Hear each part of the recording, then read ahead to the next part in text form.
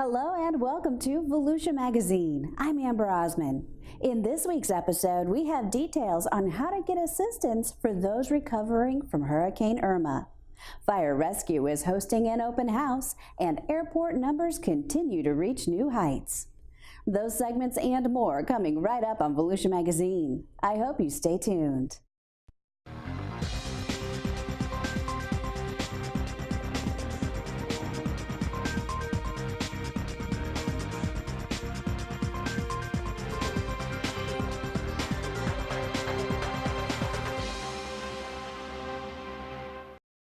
Since Hurricane Irma came through the area September 10th, thousands of Volusia County residents have had to cope with recovering from the massive storm. According to the latest estimates from the Volusia County Property Appraiser's Office, the storm caused less wind damage than Hurricane Matthew, but there were more homes with flood damage. In total, approximately 4,100 homes were affected by Hurricane Irma. Volunteer and community efforts to help those affected by Hurricane Irma continue, coordinated by the Volusia County Community Organizations Active in Disaster, also known as COAD. COAD is made up of a lot of different agencies, faith-based, government, individuals, businesses, and so on. And we're here before a disaster of any sort to try to work with the community so that when a disaster does happen, we have the people that are able to go out there and help in our immediate needs. According to Bruno, some of the biggest requests for assistance are from residents asking for a tarp to be put on their home and help with tree and debris removal. Disasters are local, and you know, we are here as a COAD before a hurricane or before any disaster. We're here during the disaster, and we're here to clean up after a disaster. We have immediate needs, and then it goes, 6 months from now, it goes into long-term needs. Residents who've had damage to their home due to Hurricane Irma also may be eligible for assistance from the Federal Emergency Management Agency, or FEMA, through what's called individual assistance. This assistance is for those residents who sustained damage from Hurricane Irma to their primary residence and have had losses not covered by insurance or are underinsured. Residents are encouraged to register for FEMA assistance online at disasterassistance.gov or by calling FEMA's toll-free number at 800-621-FEMA or 3362.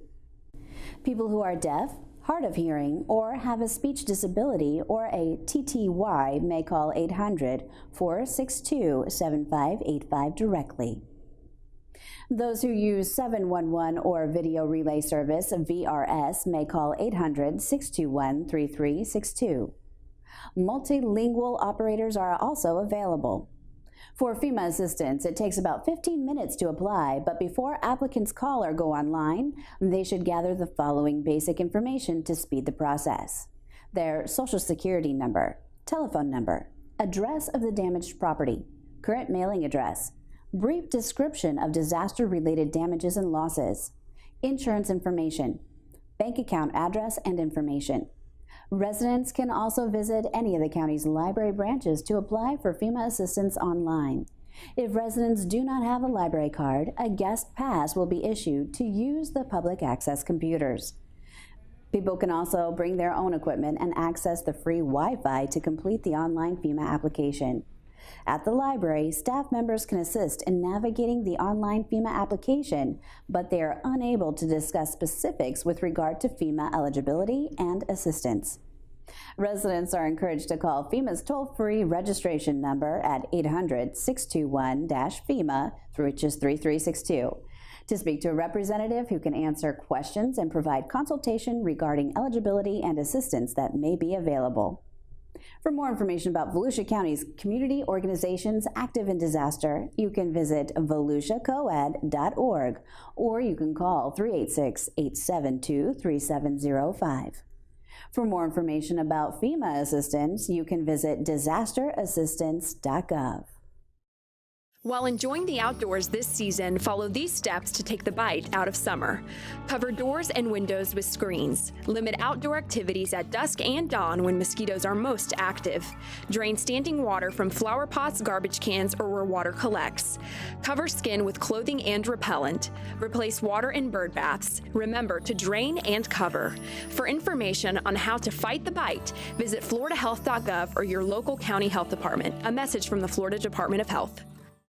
August was another busy month at Daytona Beach International Airport, with passenger traffic up once again. Traffic increased 10.9% for August in comparison with August of last year.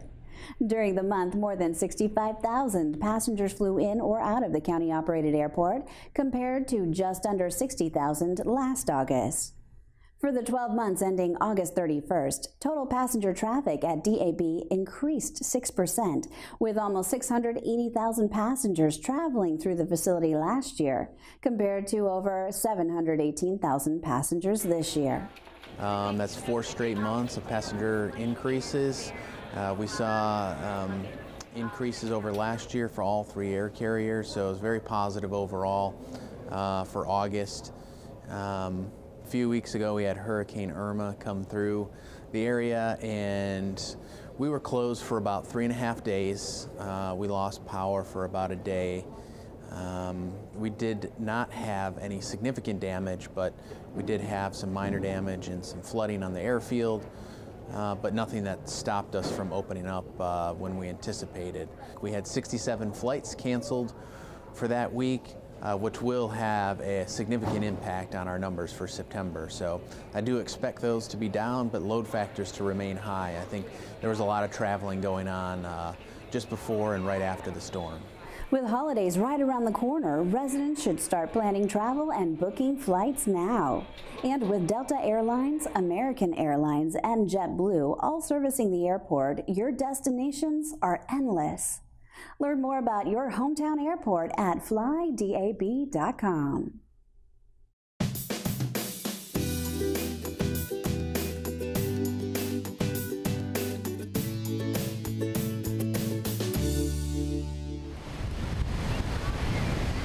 A day at the beach. It's a draw for people who live in Volusia County and a draw for hundreds of thousands who visit every year. That means it's also a draw for public health officials. You see, they test the ocean water to make sure it's safe for those who want to take a dip. Every other week, the Department of Health in Volusia County collects samples of ocean water from one end of the county to the other. They're measuring the level of enteric bacteria. Enteric bacteria, it's a scientific name that's easier to understand when you put it in plain language. It's associated with stormwater, pet waste, human sewage, that sort of thing. So it can provide as an indicator that bacteria levels that could be pathogenic are present in the ocean water. It's a type of bacteria that's always there. It's a natural occurrence. But when the levels of enteric bacteria are higher than acceptable, it could be a health hazard for swimmers. But do not let this make you weary of riding the waves. It's very rare for public health officials to issue an advisory during our swimming season. That's May to October. We do get higher levels in the late winter and early spring, oftentimes. And it's in a few isolated spots routinely. We've been doing this for 18, 19 years, actually predating 2000. So we've got a lot of data on it. And it seems to be the same general locations during the same time of the year. Shelby says they've only found one association between increased bacteria levels and the time of year when those rises occur. The answer? Flocks of migratory birds, thousands of birds. It's another natural occurrence. To deal with it, a swimming advisory is posted for swimmers until those bacteria levels drop.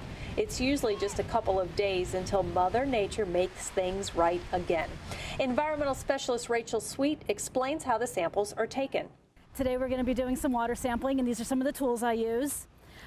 These are our sample bags, which go hooked onto our tongs. The sample's taken about waist deep water, so hook them onto the tongs, walk out, grab the sample, collect it. I also use a second bag to take the temperature at each site that we sample. And then once all the samples are collected, they are taken to the lab for analysis. All right, let's go do some water samples. The Department of Health samples 13 locations every 2 weeks. It takes 2 staff members. One starts in Ormond Beach, the other starts in New Smyrna Beach, and they meet in the middle. With the wind in their hair and the sun on their faces, this must be a coveted job in the department, right? Not in January. You know, there's a lot of days where we're out there and it's blowing 20 miles an hour and the water temp's 58 degrees and it's not so fun then. Woo! If you'd like more information on the Florida Healthy Beaches program, just log on to our website. The address is volusiahealth.com. For the Florida Department of Health right here in Volusia County, I'm Dr. Holly Smith. It's a good idea for private well owners to test their water at least annually. Most water in private wells is naturally clean and ready to drink. But sometimes, like during a major storm, chemicals and bacteria can leak into groundwater. These contaminants could make you sick, and they can only be detected with lab tests. Fortunately, routine water testing is simple and inexpensive, and it's the best way to protect your family's health. Learn more at floridahealth.gov/wellstest. The hum of generators was a common sound around Volusia County after Hurricane Irma. According to the Florida Department of Health, in Volusia County, 8 people suffered potential carbon monoxide poisonings in the days following the storm. One of those victims died. All of the cases were caused by improper generator use. In 3 of those cases, the generator was actually inside the house. In the others, it wasn't inside the house, but it was close enough that the exhaust fumes from the generator were there, either by being in an enclosed space such as a porch or garage, or near an open window which vented towards the house. In all these cases, it was too close and the carbon monoxide vapors were present in the house and people were breathing them in. Generators always should be placed outside the home in an open area that is away from the air conditioning unit, doors, windows, and vents, any opening into the home. Place it as far away from the house as possible.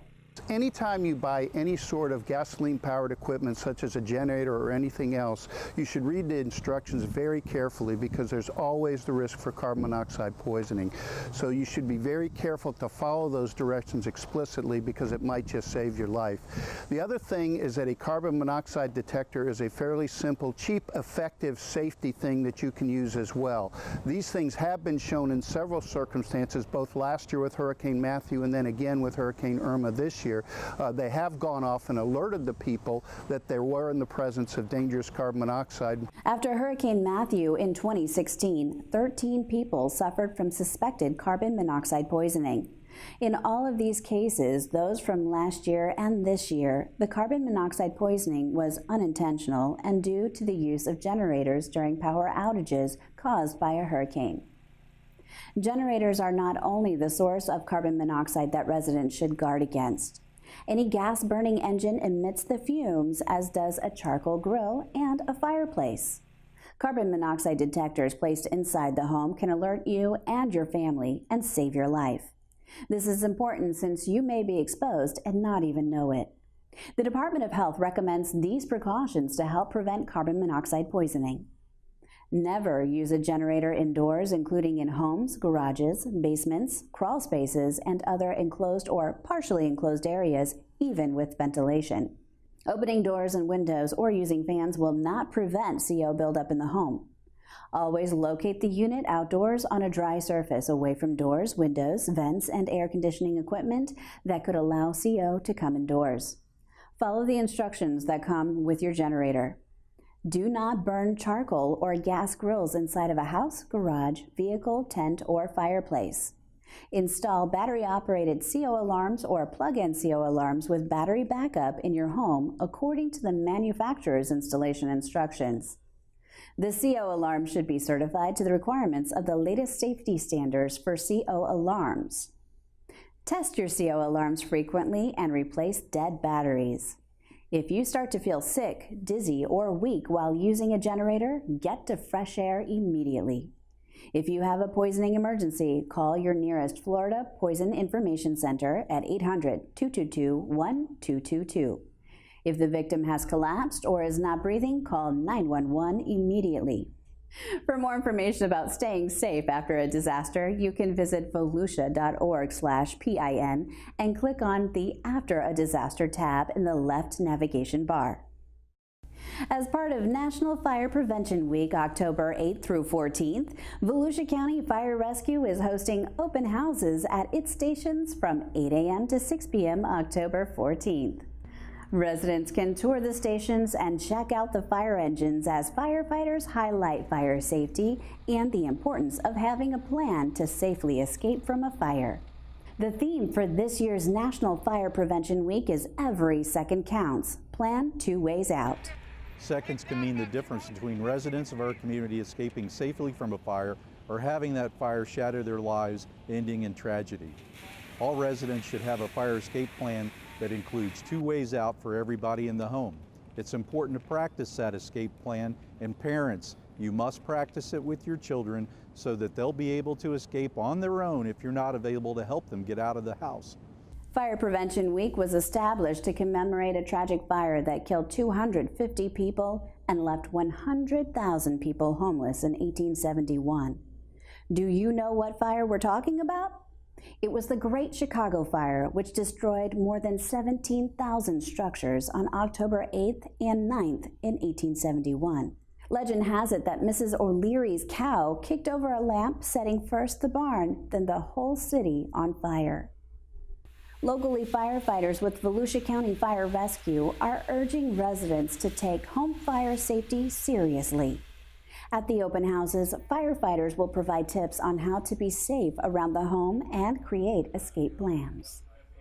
Every house is built with at least 2 ways in and out of a structure, and the reason is so there's 2 ways to get out in case there's an emergency. You need to practice it both during the day and at night because vision is not going to be there. Certainly if you've got smoke going on or a fire, you're going to have to be low. Things are not going to be normal. Your eyesight's not going to work right. You really need to know mentally how to get out, just like you do when you walk around in the house in the dark. So practice it at night and during the day. And parents, please practice with your children because those children will learn and they'll be able to get out on their own, and you'll know that you've done a good thing in order to be able to get them out safely. Other tips include make sure the number of your home is clearly marked and easy for the fire department to find. Close doors behind you as you leave. This may slow the spread of smoke, heat, and fire. Once you get outside, stay outside. Never go back inside of a burning building. Again, those open house dates are from 8 a.m. to 6 p.m. October 14th. For a complete list of those fire stations, you can visit volusia.org/fire services and click on the fire station locations on the left navigation menu. For more information about National Fire Prevention Week, you can visit volusia.org/fire prevention week.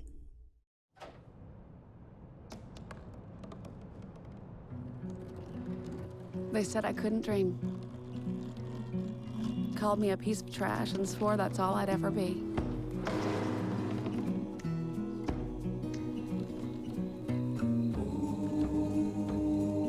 Said a bottle couldn't see the ocean.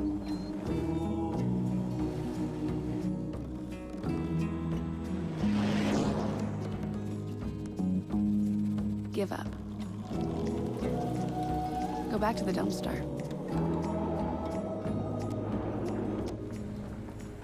But I didn't listen. I made my way.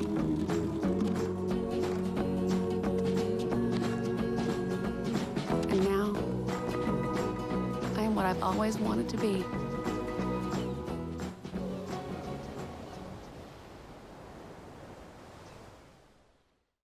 I'm joined in the studio today with Mike Ulrich, the director of the county's Water, Resources, and Utilities Division, and today we're going to talk about Hurricane Irma's impact on water and sewer operations. Hi, Mike. How are you today, Joanne? Good. Thank you for being here. My pleasure. Let's start off with a little bit of background information on water resources in general with the county and generalities with the cities as well. Certainly, yes. From the county's operation, we actually serve 6 service areas service throughout Volusia County.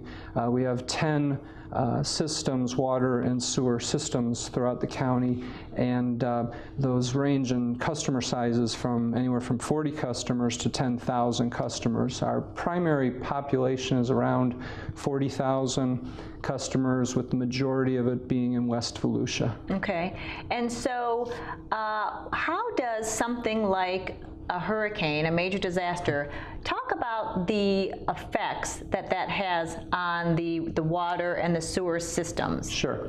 You know, it's always a challenge. We begin with a lot of pre-planning. Actually, planning for disasters is part of our DNA to maintain normal operations all the time. So throughout the entire year, we spend time looking at various types of probabilities or disasters that could happen. Hurricane planning for us, we start ramping up for that right around June or July, doing just some basic, making sure that all of our equipment is operational, our backup systems look good, adequate supplies. As we get into a storm, looks like it may be approaching, we're in continual monitoring, we're starting to stage our equipment and starting to get ready for our plans, making sure our emergency contacts are ready to go, talking with vendors and communicating with other utility directors that we cooperate with throughout the storm. So then what happens, let's say, during the storm and then right after the storm, and what do you have to do to ensure continuing of operations? Sure. As the storm is approaching, we basically have two major operations that are going. You have your plant operations at your water and your sewer plants, and of course those are the primary operations. We have operators around the clock manning all of those right through the entire storm. They literally hunker down, if you will, and they're ready to ride out the storm. Immediately upon the conclusion of the storm, our field operations crew mobilizes. Once we can get on the roads and they're ready to go, our field operations crews are taking a look at where we have power outages within the system and where are the critical areas. A lot of, again, thanks to pre-planning and that, we kind of do our own dress rehearsals and we're ready to have some general idea as to where we're going to need to go. So what happens when you do lose power at any of the places, or if there's something like fallen trees that have compromised one of the plants? Well, thankfully, again, as a result of a lot of the pre-planning, we had in this last event, for instance, every one of our major water and wastewater plants, which we have between 8 and 10 systems that are there, every one of them lost power, actual normal power, but your redundancy in backup generators and other types of systems, our pumps and motors and that are all still operational. So fortunately, we lost nothing in that area. That's awesome. Our lift stations, the pumping out in the system, within the sewer system, we had nearly 90% of our 130 lift stations throughout our system were, again, without power for a period of time. Over the course of the next couple of days, we worked very closely with the power companies in getting as many restored as possible. But in our key lift stations, we have stationary generators ready to go, and thanks to an experienced staff, we use portable generators to continuously just make the rounds throughout the county of pumping out to ensure that we can prevent sewer overflows, within the distribution, or the collection system. And how does flooding, I know we had some issues with the St. Johns River, how does flooding affect the system? This was an unusual one for us. Last year when we had, Matthew, there was more of a wind event, and so power was our main concern. When we had this event, the flooding, as you mentioned, was a key element. Long after the storm had actually passed and we're into recovery efforts, It's the next several days is when you start looking at the rising waters from the St. Johns, and then coming into like Lake George up in northwest Volusia, as well as Lake Monroe in southwest Volusia, where what will happen, of course, will be flooding in some of the low-lying areas.